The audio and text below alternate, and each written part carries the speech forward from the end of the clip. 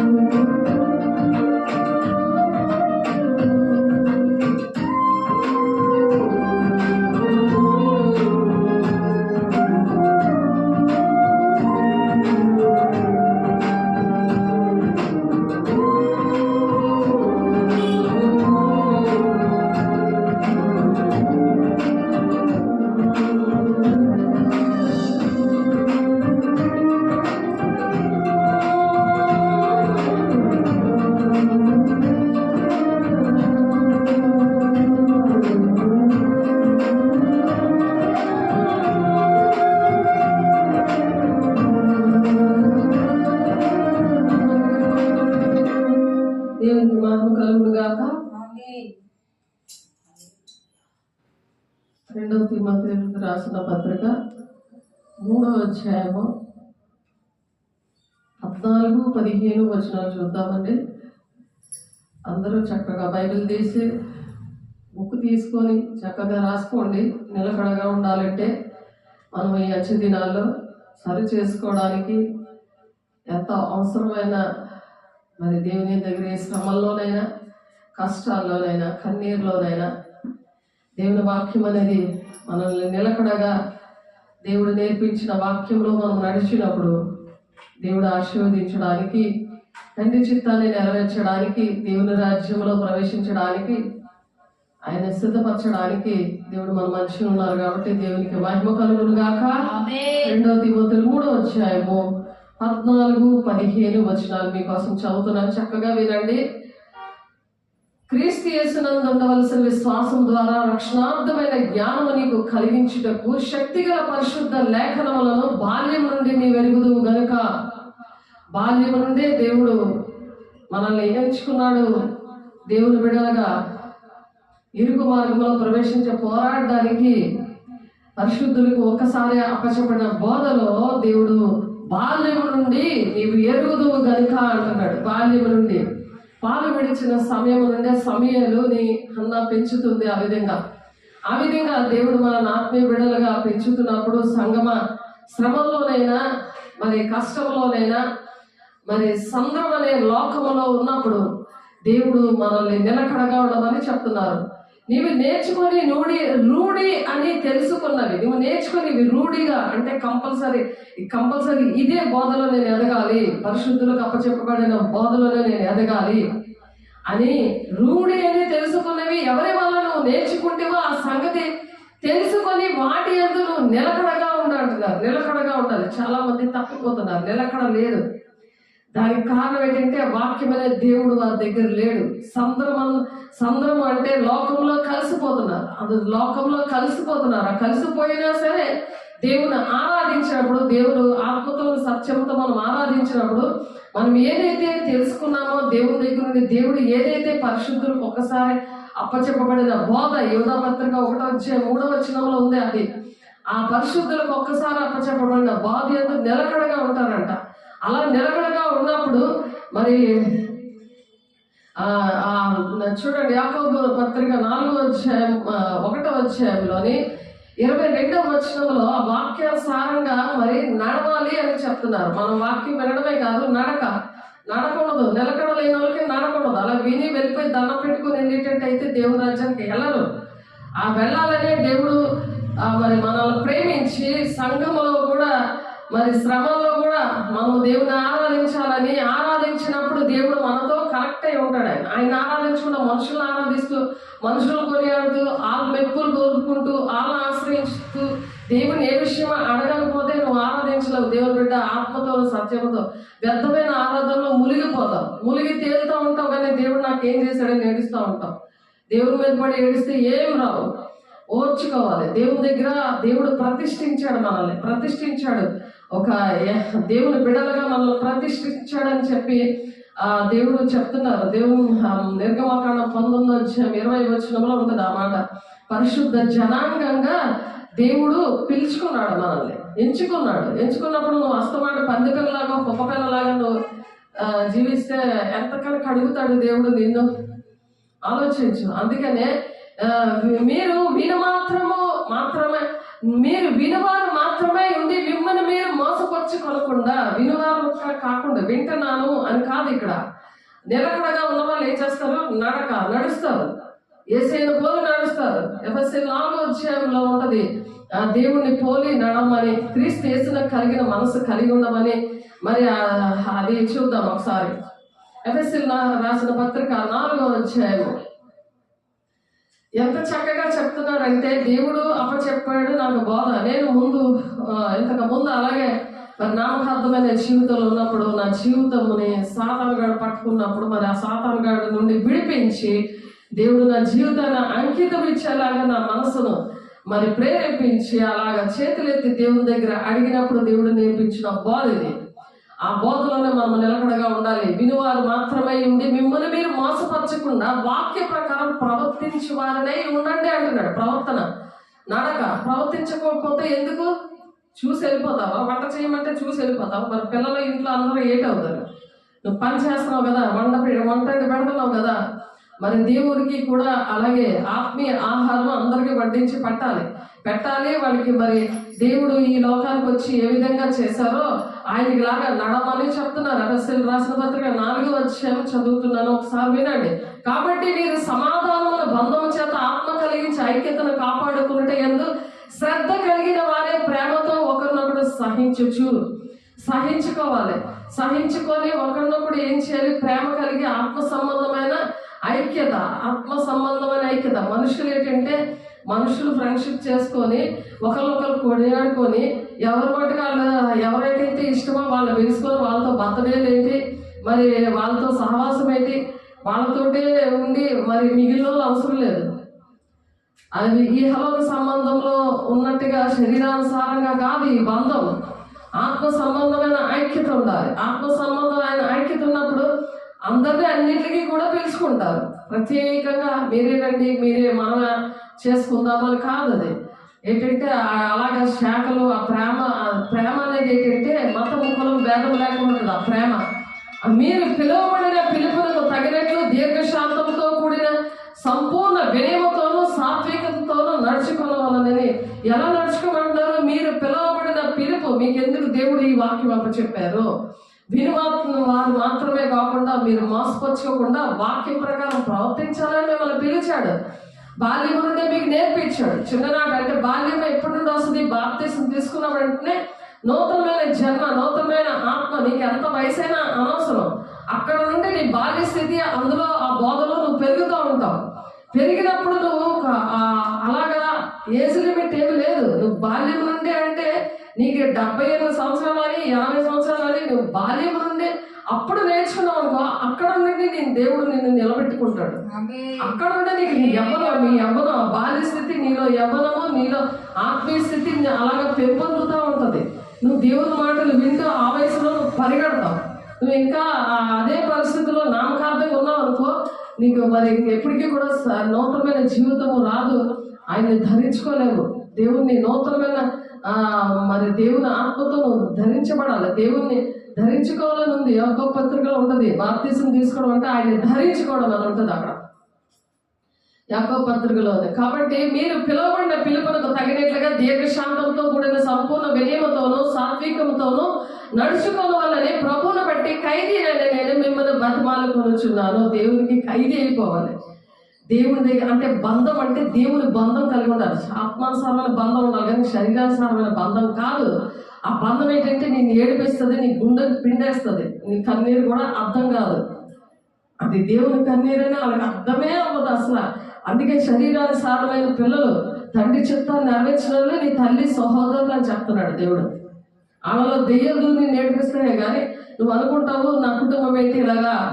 అవన్నీ ఓర్చుకోవడానికి, గురి వద్దకే పరిగెట్టడానికి, తండ్రి చిత్తాన్ని నెరవేర్చడానికి దేవుడు ప్రతిష్ఠించాడని నేను నన్ను. అదే నిర్గమాకాండంలో ఉంటుంది 19వ అధ్యాయము 10వ వచనంలో మరి దేవుడు ప్రతిష్ఠించాడు. ఆ జనాంగం ఏంటంటే తండ్రి చిత్తాన్ని నెరవేర్చడానికి ఒక తీర్మానం చేసుకుంటారు. వాళ్ళ జీవితాలు అంకితం ఇస్తారు.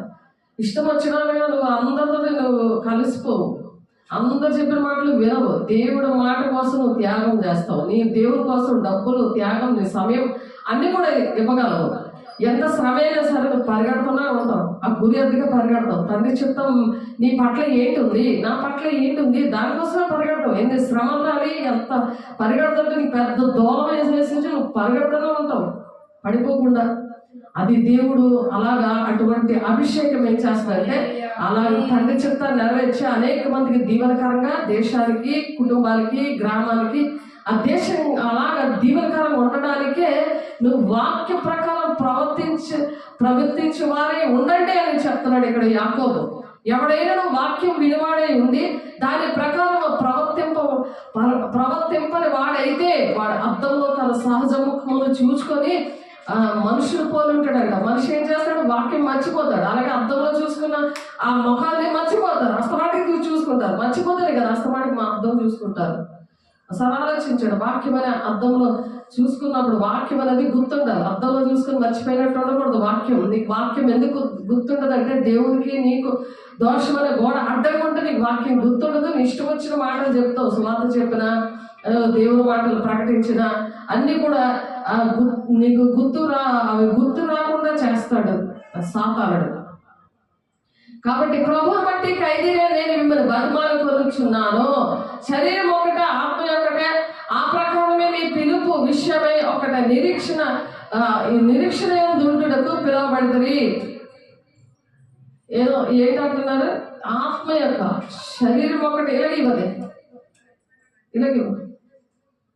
శరీరం ఒకటే, ఆత్మ ఒకటే, ఆ ప్రకారమే మీ పిలుపు విషయమై ఒకటే నిరీక్షణ. నీకు దేనికోసం పిలుచుకున్నాడు, నువ్వు ఏం చేస్తున్నావు అది దేవుడు చూస్తాడు. ఆశీర్వాదాలని కోల్పోతావు చెప్పిన మాట రాకపోతే.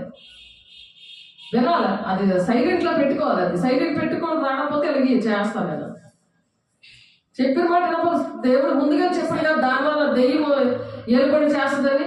దెయ్యం ఏలుబడి చేసి సైతం లాగా ఇది పీడిస్తూ ఉంటుంది. ఈ సెల్ ఫోన్ ఎప్పుడు కూడా ఆఫ్ చేస్తూ ఉండాలి.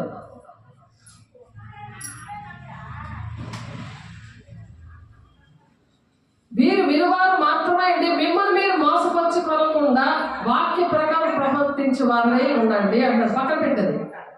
ఎవడైనా వాక్యములు విలువారే ఉండి దాని ప్రకారం ప్రవర్తింపని వాడైతే, వాక్య ప్రకారం ప్రవర్తించకపోతే ఏం జరుగుతుంది, వాడు అద్దంలో తన సహజ ముఖం చూసుకున్నట్టు ఉంటుంది. అలాగా మనం అద్దంలో చూసుకున్నట్టు అది శరీరం ఒకటే, ఆత్మ ఒకటే, ఆ ప్రకారమే మీ పిలుపు విషయమే ఒక్కటే నిరీక్షణ ఉండటకు పిలువబడుతుంది. ఒకే నిరీక్షణ కలిగి ఉండాలని మీరు పిలువబడ్డారు. ఒక నిరీక్షణ, నీకు ఒక గోల్ ఒకటి ఉంది దేవుని రాజ్యానికి వెళ్ళడానికి. దేవుడు నీ ద్వారా కొన్ని ఆత్మలు రక్షించాలని, కొన్ని గ్రామాలు, దేశాన్ని రక్షించాలని దేవుడు నీకు ఒక ప్రణాళిక ఉంది. నువ్వు భూమి మీద ఉన్నవే ఎత్తుక్కుంటున్నావు, కానీ పరలోకంలో నీకోసం ఒక జీవ కిరీటం పెట్టాడు. ఆయన అక్షయ కిరీటం పెట్టాడు, ఆయన భూషణ కిరీటం పెట్టాడు, నీతి కిరీటం పెట్టి వచ్చాడు.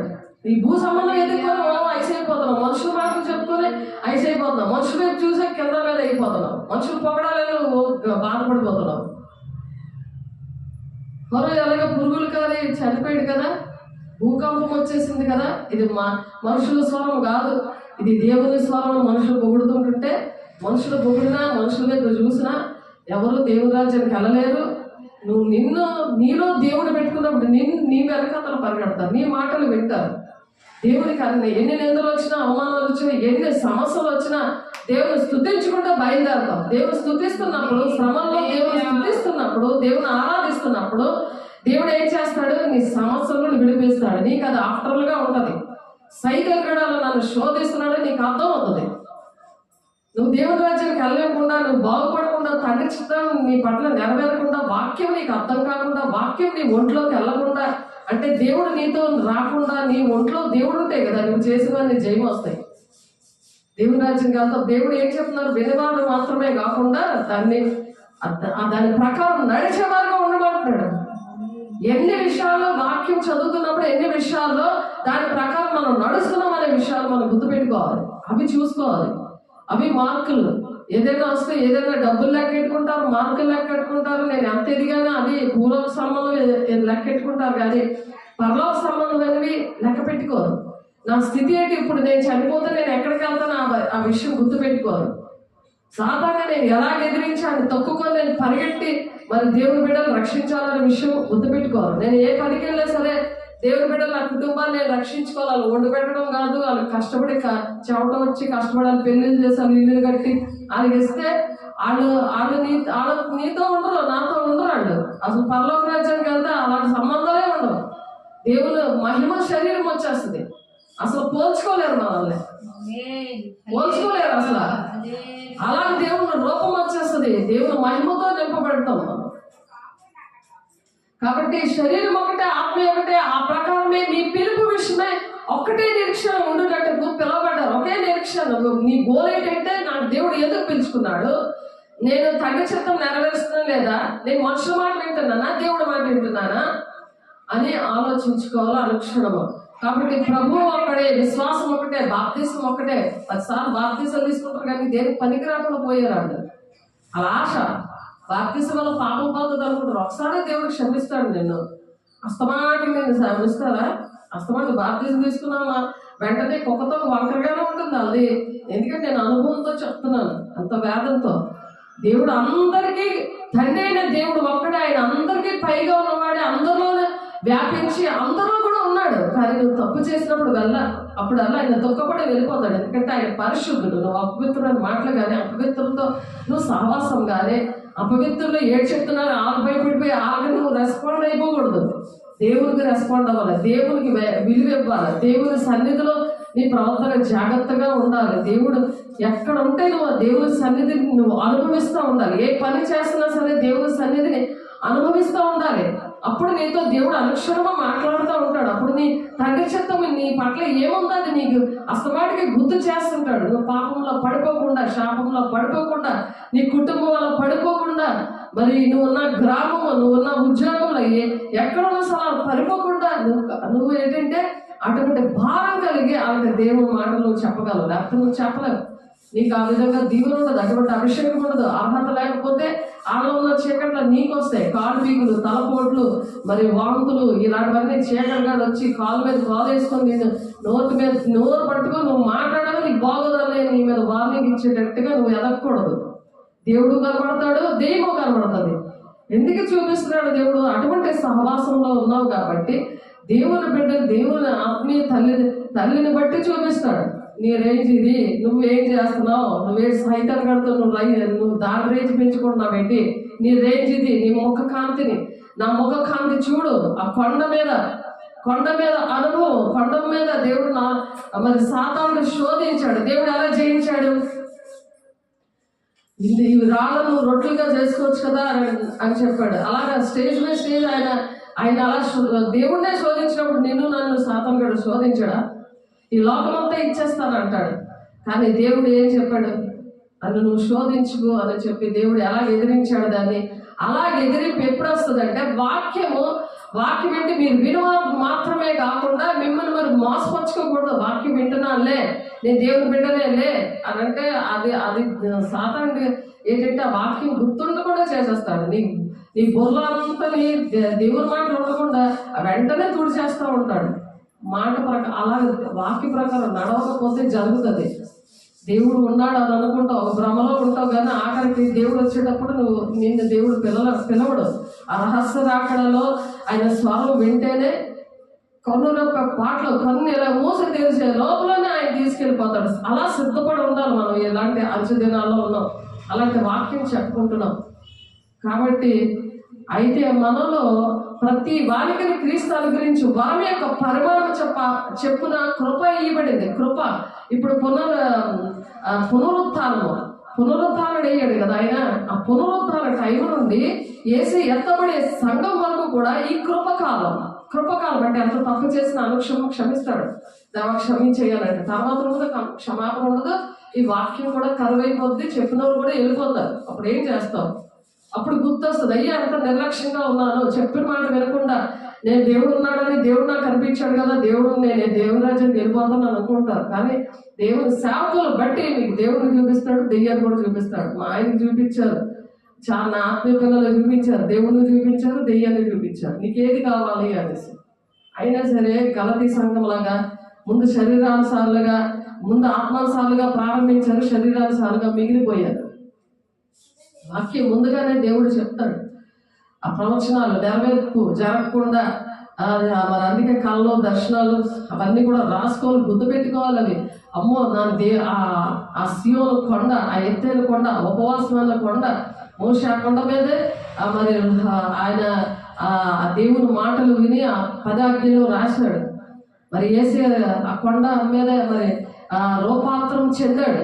ఎందుకంటే దేవుడిలో నువ్వు రూపాంతరం చెందాలి అని అర్థం. ఆ కలభావం ఏంటి? దేవుడు కనిపించాడు ఆ కొండ దగ్గర అంటే నువ్వు రూపాంతరం చెందాలి.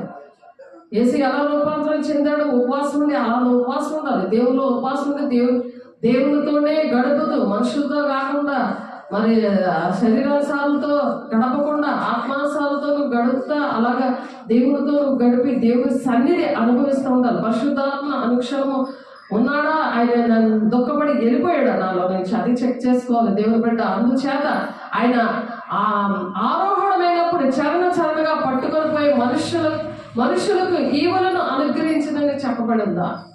చరగా పట్టుకెళ్ళిపోయి ఆయన మనుషులకి ఏంటి ఇచ్చాడు? కొన్ని ఈవులు ఇచ్చాడు, కొంత అభిషేకం ఇచ్చాడు, కొన్ని వరాలు ఇచ్చాడు. వారికి ఆరోహణమైన అనగా ఆయన భూమి యొక్క కింద భాగానికి మరి దిగి ఆయనను రక్షించాడు. ఆయన పునరుత్థానం చనిపోయిన రోజు శుక్రవారం చనిపోతే శనివారము ఆయన చరగా తీసుకెళ్ళడానికి వాళ్ళు స్వార్థ చేశాడు. మరి వాళ్ళకి ఈవులు ఇచ్చాడు.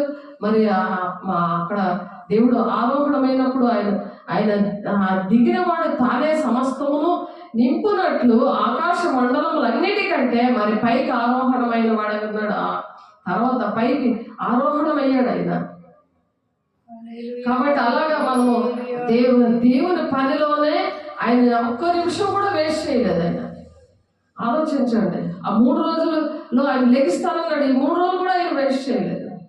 మనమందరం విశ్వాస విషయంలో, దేవుని కుమారుని జ్ఞానం విషయంలో ఏకత్వం పొంది సంపూర్ణ పురుషుల మగ వరకు దేవుడు మరి మనల్ని నియమించాడు. సంఘంలో వేసే శరీరం అనే సంఘంలో ఆయన సరసగా ఉండి మరి ఆయన ఎలాగ ఆయన నియమించాడంట? క్రీస్తునకు కలిగిన సంపూర్ణతకు, క్రీస్తుకి ఎలాగైతే మహిమ ఉందో అలాంటి సంపూర్ణత గలవారమే, క్రీస్తుకు సమానమైన, క్రీస్తుకు కలిగిన సంపూర్ణతకు సమానమైన. అంటే యేసు ఎలా ఉన్నాడో అలాగా ఈక్వల్గా సంపూర్ణతకు సమానమైన సంపూర్ణత గలవాల మగవారు ఆయన ఈనాడు నియమించాడు. నిన్ను ఎలా నియమించాడు? ఇప్పుడు వరకు నీ పట్ల ఏ ప్రణాళిక ఉంది, తండ్రి చిత్తం ఏంటి నా పట్ల, ఈ పాటిగా అందరికీ తెలిసే ఉండాలి.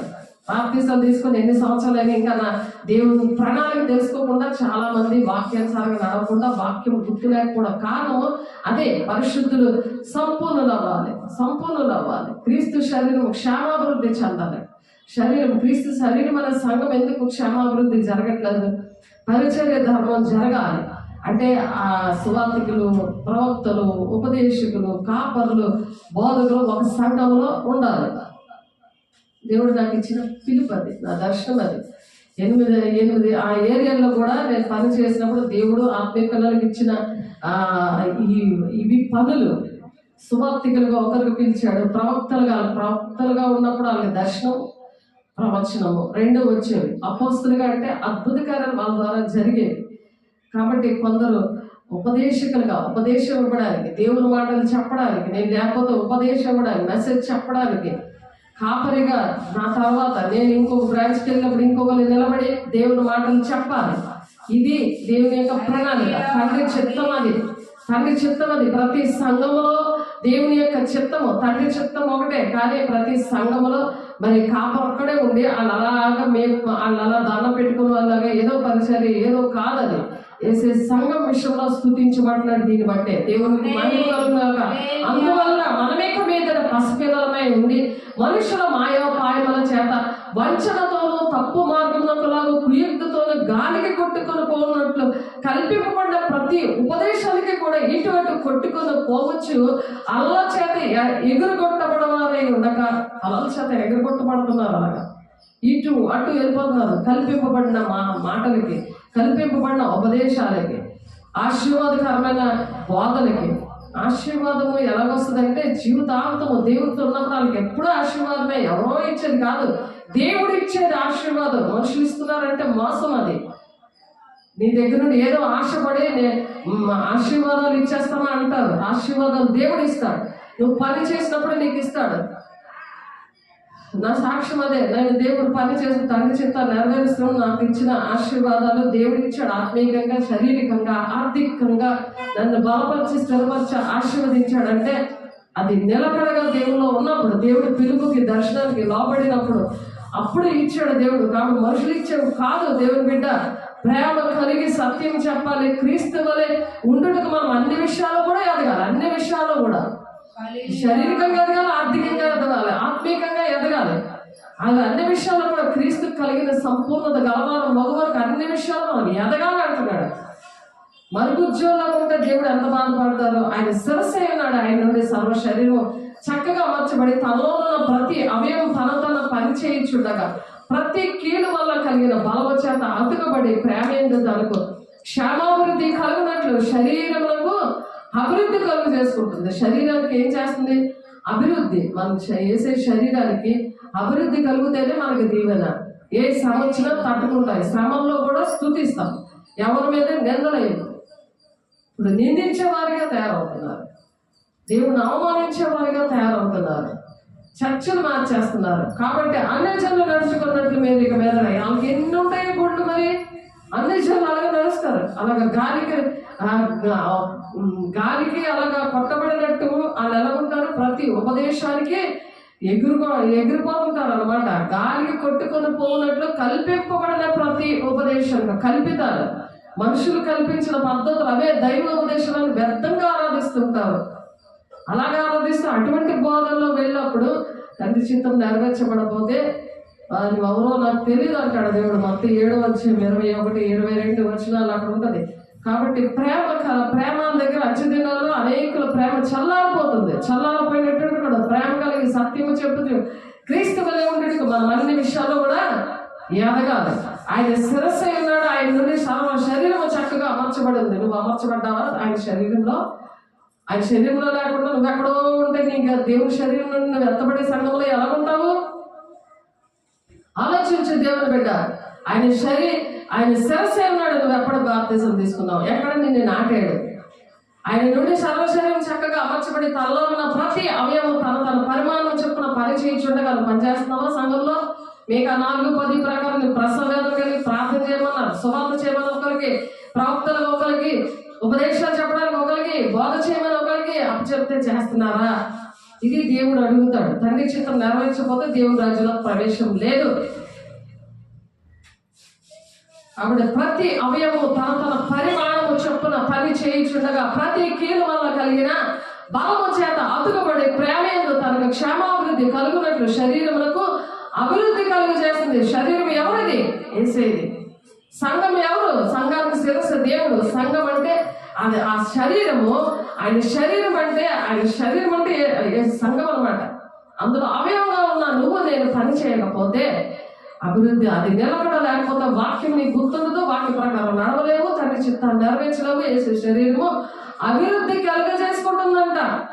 అభివృద్ధి కలుగు చేసుకున్నప్పుడు నువ్వు అక్కడ నుండి పారిపోయావనుకో, అక్కడ నుండి వెళ్ళిపోయావనుకో, ఈ కల్పింపబడిన ఉపదేశాలకు నువ్వు పరిగెట్టావనుకో, దేవుడు నేను తీర్పులో ధవళ సింహాసనం దగ్గర అంత దగ్గర ఎక్కడుంటాడు, నేను ఎక్కడున్నావు కానీ ఒకసారి జ్ఞాపకం చేసుకో దేవుని బిడ్డ. కాబట్టి అన్యజనులు నడుచుకున్నట్లు మీరు ఇక మీదగా నడుచుకోవాలని ప్రభువు నందు సాక్ష్యం ఇచ్చుచున్నాను. వారైతే అంధకార మనసు గలవారే, వారు అంధకారమైన మనసు కలిగి ఉన్నారు. మరి నువ్వు కూడా అలాగే ఉన్నావా?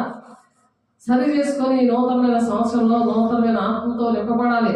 వారైతే అంధకారమైన మనసు గలవారే, తమ హృదయ కాఠిన్యం వల్ల తమలో ఉన్న అజ్ఞానం చేత దేవుని వల్ల కలుగు జీవములో నుండి వేరుపరచబడిన వారే తమ మనస్సులకు కలిగిన వ్యర్థత అనుసరించి నడుచుకొనుచున్నారు. వ్యర్థమైన ఆరాధన, వ్యర్థతను అనుసరించి నడుస్తున్నారు. దేవుడు పని నువ్వు ఉద్యోగం చేయకపోతే నీకు జీతం అది. ఉద్యోగం ఇచ్చింది దేవుడు, ఏంటి కుటుంబాన్ని ఇచ్చింది దేవుడు. నీకు అవి రెండే కావాలి కానీ దేవుడు ఇల్లు అక్కర్లేదు, తండ్రి చిత్తం అవసరం లేదు. తమ మనస్సులకు కలిగిన వ్యర్థతను అనుసరించి మనస్సుకి కలుగుతుంది, దేవుడు మనస్సులో లేదు. వీళ్ళకి క్రీస్తుకి యేసులో కలిగిన మనసు మీరు కూడా కలిగి ఉన్నాడు అన్నాడు. ఆ కలిగి ఉన్న మనసును నువ్వు రోజు వాక్యము చేత ఉదక స్నానం చేయకపోతే అది ఏటవుతుంది? దేవుని మనసుగా ఉండదు. అది మనస్సులకు కలిగిన వ్యర్థతను అనుసరించి నడుచుకొనుచున్నారు. వారు సిగ్గులేని వారేంటి నానా విధమైన అపవిత్రతను అత్యాశతో జరిగించుకున్నట్టుకు తమ తామే కామకత్వానికి అప్పచెప్పుకున్నారు. లోకము దేవుడు, లోకానుసార్లు నీకు ఆశీర్వాదాలు వస్తాయి, నీకు దీవెనలు వస్తాయి అని చెప్పి దేవుని శరీరంలో అవయవంగా నిన్ను తీసేసి ఆ విషయాలే చెప్పకుండా నీ వాక్యమంతా ఏ వాక్యములో నువ్వు నిలబడ్డావో, ఏ బాల్యం నుండి ఏ వాక్యంతో నిన్ను దేవుడు పెంచాడో అది నువ్వు మర్చిపోయావు దేవుని బిడ్డ. అయితే మీరు యేసుని కూర్చుని విని ఆయన యందు సత్యము ఉన్నట్టుగానే ఆయన యందు ఉపదేశింపబడిన వారైన ఎడల మీరు అలాగూ క్రీస్తుని నేర్చుకున్నవారు కాదు. మీరు నేర్చుకున్నారంటే మీరు నిలకడగా ఉంటారు, లేకపోతే అవన్నీ కూడా నేర్చుకున్నదంతా వ్యర్థమైపోయింది. అందుకే మీకు గుర్తుండట్లేదు, భయం కలగట్లేదు. దేవుడు రాజు ఎప్పుడు వస్తుందో తెలీదు, దేవుడు ప్రణాళిక అంటే ఏంటో తెలీదు, కృపకాలం అంటే ఏంటో తెలీదు. అదే బస్సు వచ్చేస్తుంది, ట్రైన్ వచ్చేస్తుంది అంటే ఎలా పరిగెడతారు, ఉద్యోగానికి ఎలా పరిగెడతారు? మరి దేవుడు వచ్చేస్తున్నాడు, పరిగెట్టమన్నాను. ఇప్పుడు ఒకసారి ఆలోచించండి. కావున మనపడి ప్రవర్తన విషయంలోనైతే మోసకరమైన దురాశ వల్ల చెడిపో మీ ప్రాచీన స్వభావం వదులుకొని, ఈ ప్రాచీన స్వభావం అంతా వదులుకొని 2026 సంవత్సరంలో మీ చిత్త హృదయాన్ని నూతన పరచబడండి అని మరొకసారి పిలుపునిస్తున్నాడు దేవుని బిడ్డ. నీ కోసం నీతి ఏంది? యథార్థమైన భక్తి గలవారే. నువ్వు నీతిగా ఉండాలి, అన్యాయస్తురాలుగా ఉండకూడదు, అన్యాయస్తుడిగా ఉండకూడదు. దేవుడికి ద్రోహం చేసావు, 32 కొరడాల కొట్టామని దేవుడు చూపించారు. 2-3 విషయాల్లో దేవుడు నాకు చూపించారు. నీతియు యథార్థమైన భక్తి గలవారే దేవుని పోలికగా సృష్టింపబడిన నవీన స్వభావము ధరించుకోవాలి. ఒక కుటుంబం కోసం చూపించాడు పూర్తిగా. ఇప్పటికీ కూడా ఎంత సువార్త చెప్పినా ఎంత చెప్పినా వినలేని పరిస్థితులు. ఎందుకంటే ఈ సాతాను వేసిన ఈ వ్యర్థమైన ఆరాధన వాక్యము, తప్పుడు బోధలు అన్నీ కూడా ముద్రపడిపోయి ఉన్నాయి. వాళ్ళకి మనుషులే కొనియాడాలనుకుంటున్నారు, కానీ దేవునికి మహిమకరమైన పరిచయం చేసి దేవుని రాజ్యంలో జీవకిరీటం నేను పొందుకోవాలనే ఆశ లేకపోతుంది. అది ఎప్పుడు ఉంటుందిలే, అప్పుడు చూద్దాంలే అన్నట్టు సాతాను కూడా వాళ్ళకి చెప్తుంటే అలా ప్రేరేపిస్తుంటే అలాగే పరిగెడుతున్నారు, వినట్లే. కాబట్టి వాళ్ళు వినకపోయినా హెస్కేల్తో చెప్తాడు 2వ అధ్యాయంలో 3వ అధ్యాయంలోని నువ్వు చెప్పే వారి క్రియలు చెప్పనా వారికి ప్రతిఫలం ఇస్తానని ప్రకటన 21వ అధ్యాయంలో ఉంటుంది. 22వ అధ్యాయంలో మనము ఒకరికొకరు అవయవలే ఉన్నాము కనుక మీరు అబద్ధమాడుట మానే ప్రతి వాడును తన పొరుగు వాళ్ళతో సత్యమే మాట్లాడాలి, సత్య బోధే చెప్పాలి, సత్యమే చెప్పాలి. ఇది నీ పరిస్థితి అని నువ్వు చెప్పగలుగుంటావు. లేకపోతే ఆ ప్రాణానికి నువ్వే ఉత్తరవాదం అయిపోతావు. చెబితే ఏమంటారో, మీరు తిడతారో తంతారో అనుకో, నువ్వు ఆలోచించుకో. దేవుడు అలా అనుకుంటే మనకి ప్రాణం పెట్టాడు కదా. దేవుడికి అభిషేకం జ్ఞానం ఎవరిచ్చారు? తండ్రి చేత నెరవేర్చారు. అంత శ్రమలే మనకు పెట్టట్లేదు కదా.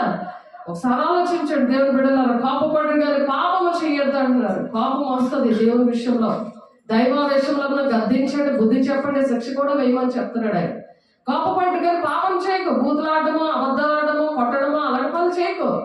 కానీ సూర్యుడు అస్తమించే వరకు మీరు కోపం నిలిచి ఉండకూడదు, సమాధానం పడాలి దేవుని బిడ్డ.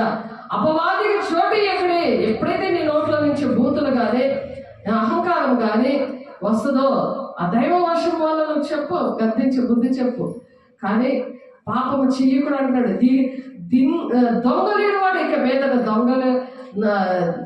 దొంగలక అక్కర గల వారికి పంచిపెట్టుటకు వీలు కలుగు నిమిత్తము తన చేతులతో మంచి పనులు చేయనట కష్టపడమంటున్నాడు.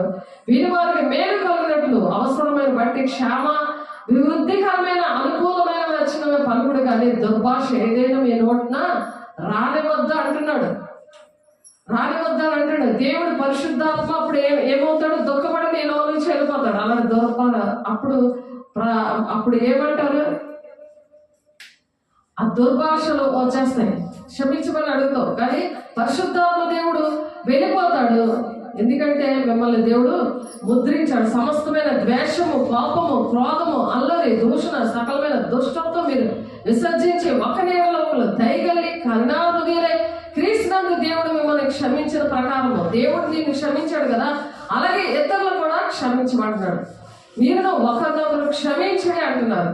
కాబట్టి అలా క్షమించి మరి నిలకడగా ఉండాలని దేవుడు ఆశపడుతున్నాడు. నిలకడగా ఉండి ఆయన ఏం చెప్తున్నారు? మనకి ఏదైతే బోధ ఏదైతే చెప్పారో 2వ తిమోతి పత్రికలో మనం నేర్చుకున్నాం కదా.